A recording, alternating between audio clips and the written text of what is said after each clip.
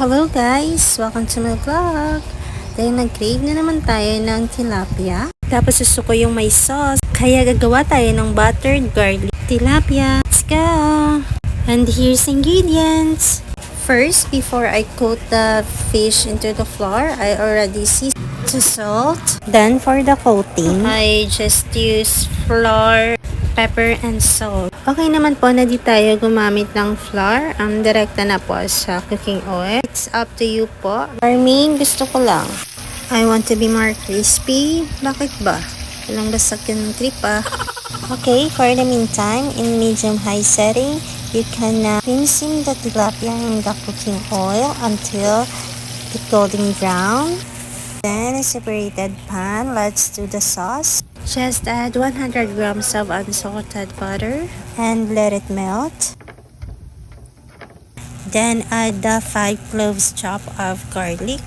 Let it toast in medium-high setting. Let it toast! Let it toast! Ay, iba pala yun.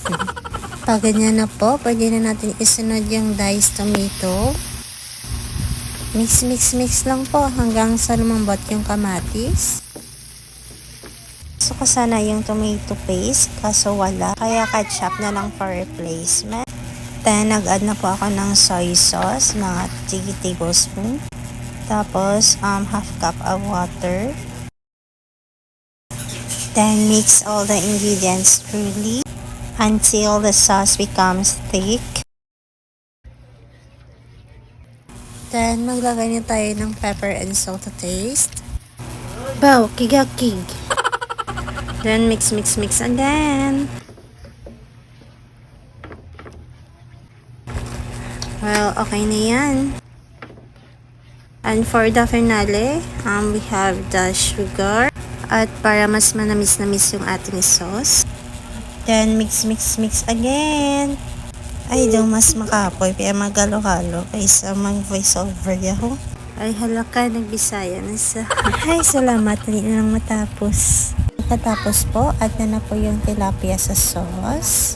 Let it be coated. Ay, naku, mahirap naman maging vlogger pala. Kaya flip lang natin para makot lahat ng sauce. Ay, salamat, Ginoo, sa masarap na pagkain. So that's it. We're done. Yes. Ay, itsura pa lang ka namin na, uy. Thank you for watching.